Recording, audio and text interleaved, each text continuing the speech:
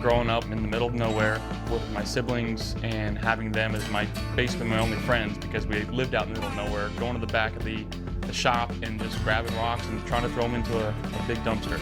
That's as simple as I can think of life. My only thing was just get to play in the NFL. That was my goal. So everything else that kind of comes is, I guess, cherry on the top.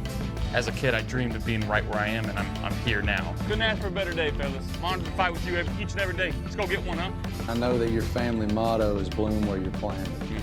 How have you bloomed in Buffalo? It's so similar to how I grew up.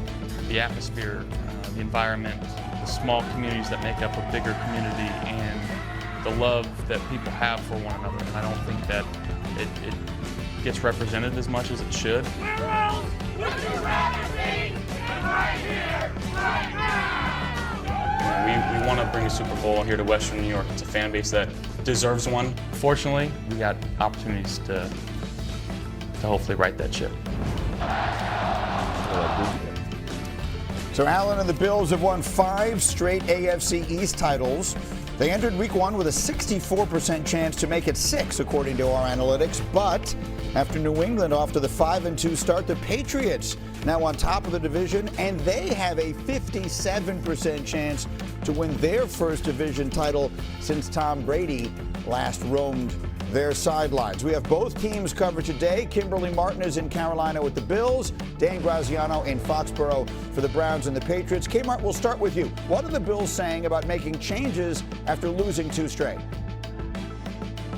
Well, good morning, Greeny. Listen, the Bills spent their bye week doing a lot of self-scouting, going over their tendencies, what works, what doesn't. And you know what the big takeaway from those internal dialogues were?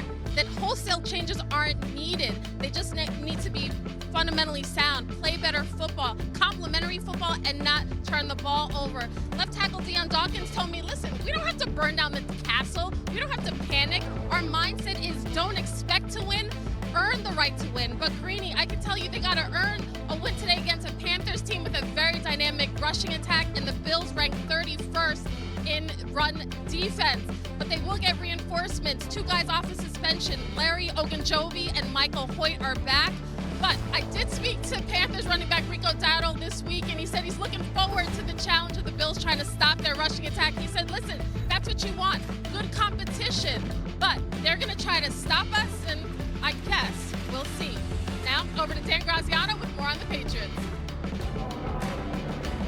Hey, Kimberly, the big story here in New England is, of course, second-year quarterback Drake May and the performance he's turning in for these first-place Patriots. When you talk to people in the organization about Drake May, they'll tell you, yeah, they always knew about the talent, the arm strength, all that. He can run, make plays with his legs. But it's his processing and its ability to retain and recall information that has been the biggest part of his jump this second year. When you talk to players, Hunter Henry, their tight end, I had a conversation with him a short time ago. He said, this is a guy that can handle like Josh McDaniels' tendency to want to change the game plan week to week based on the opponent, the way McDaniels used to back in the Tom Brady glory days. Nobody's ready to make those kinds of comparisons yet, but it's obviously extremely encouraging that Drake May is able to handle information and process it at that level. Bodes well for the Patriots going forward. Now, they have a very tough test today in this Cleveland Browns defense, and they know it. Browns are feeling really good coming off of a win last week. They have respect for Drake May and what he can do, but cornerback Denzel Ward said this week, our defensive coordinator Jim Schwartz, every week in a meeting, he puts up a slide that said, this is who they have to stop, meaning the opponent, and it's pictures of the guys on the Browns defense. Greeny, back to you. Graz, thank you very much. So we look forward to these. And look, Bills, Patriots, we got a former coach of the Bills. We got 2 former Patriots here. Question is simple. AFC East, who are you buying, Randy Moss? I'm rolling with the New England Patriots, and people going to say, oh, you're being biased. No, I'm not being biased, and the reason why is because their defense. We all know about the history of the defense. Bill Belichick has had defenses going into Buffalo, but this season, this team led by Drake May goes into Buffalo and steals them one. Now they have to play the Bills again, but It's the quarterback play for me is the reason why I would say that the AFC East, you got to go through New England. Yeah, I'm with Drake you, Moss, May. but there's still some major questions that the New England Patriots have to answer. I mean, the left side of the offensive line, they're both rookies. Myles Garrett's coming to town today. I mean, what's it going to be? But the perfect trifecta in terms of a new head coach happened for Mike Vrabel. All of his signings, from Diggs to Hollins to Milton Williams. These guys are major contributors. The rookies that they drafted, multiple rookies are contributing, and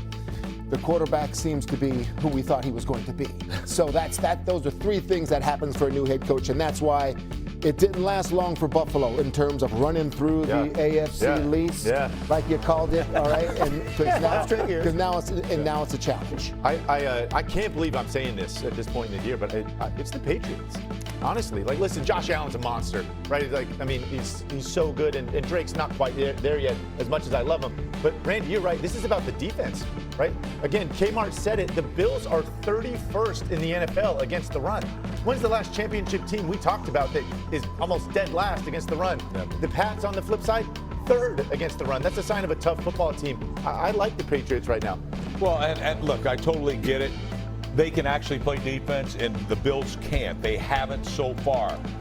But look, Sean McDermott is a defensive coach. I got to figure that he can get this thing fixed, corralled, especially today. You know, this team has got a backup quarterback in there. Let's stop the run. But my favorite to win this thing, hell no, I'm not going against Josh Allen. Still the best player in the National Football League. Not best quarterback, but best player in the league. Put it back on your shoulders, Josh. Get this thing done. I've never seen a better quarterback in the red zone. They just have to play a little bit of defense, and they will win this division. Yeah, Kimberly said their defensive line's getting more healthy, too, so maybe that helps versus the run in Buffalo. Obviously critical for the Patriots as they try and keep pace and stay on top of the division, and Drake May has been the key to that. Let me show you just how good he has been, particularly when throwing to Stephon Diggs and his receivers. He has the second highest QBR when targeting wide receivers through 7 games in the last 20 years. Only Brady to Moss was better back in the day. Here's Patriots offensive coordinator Josh McDaniels talking about one part of Diggs' game that reminds him of Randy. Defensive backs in those contested catch situations are usually taught to mirror the hands of the receiver.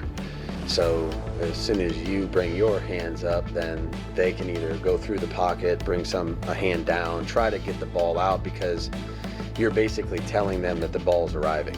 Randy was spectacular at it, probably the best I've ever seen when we had him here, and I know I didn't teach him how to do that. So you can tell him when the ball's coming, or you can try to hide it as late as you can, and I thought Steph did a great job on the one on Sunday.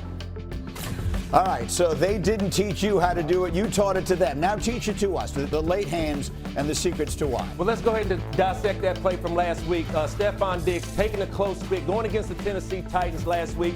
And I want y'all to look at the reaction time of the defender with Stephon Diggs being able to show lay hands right here. Being able to make the basket. Quarterbacks at the end of practice always try to throw the ball inside the bucket. As you can see, let's take another look at it. Stephon Diggs, late hands, being able to let the ball come down in the basket, and then being able to position the ball on the outside before number 39 Baker can even make a swipe down on the ball. But one thing about it, Greeny, in 2007, when I became a Patriot, Bill Belichick said, Randy, I do not like late hands, but one thing that I had to tell Bill Belichick, I need you to chill out, Coach. I've been doing this a little longer than you. But I had to really demonstrate to Bill of why I show late hands. Right now, got my man Teddy. I wanted to demonstrate to you guys about late hands, being able to throw it in the breadbasket and what happens at the end of the catch. As you can see, as I'm running off with the defender, but before we throw this ball, Brew, I would love for you to explain to the viewers what your job is as a defender. Yeah, so Josh McDaniels was exactly right, because as we are going down the field and I'm in phase, I am looking at your hands. As soon as those hands come up, that tells me the ball's in the air, and I can put my hand in the pocket, get my head around, and possibly make a play defensively. Okay, so now I'm going to show you the late hands. Alex laying it right over Teddy's head. Bad basket here. Too late. Okay, as you can see, I made the basket, Greeny. So no matter if the defender wants to come up or he wants to peanut punch it out, I still have to squeeze it at the top, as you've seen Stephon Diggs. Put it in the bread basket and then put it on his outside arm. As you can see, hey man, I made a lot of face making that catch. Josh McDaniels talking about it. And even if he's able to get his hands in after you've already grabbed it, the tie goes to the offensive It's player. basically the tie goes to the offense, the wide receiver, but it's basically strength on strength. When you drop that ball into the basket, wide receivers, we have to squeeze it and then give it back to the referee. Yeah, give it to the ref. boss. We'll see if Devontae is able to squeeze some today. He'll be playing without A.J. Brown. Eagles and Giants. It is that time. Adam Schefter, actives and inactives for the early window. What do we need to know? Oh, Gritty, we have some big news out of Atlanta. The Falcons wide receiver Drake London is inactive today. Not going to play. Added to the injury report on Saturday due to a hip injury. And moments ago, they have officially made him inactive. Take a look at some of the others today. Bryce Young inactive, Michael Penix inactive, as we talked about. DeAndre Swift, Dalton Kincaid, David Njoku, and Breece Hall all active today for their respective teams. Meanwhile, tonight, the Green Bay Packers are expected to get back Christian Watson, who was activated off IR yesterday. Get them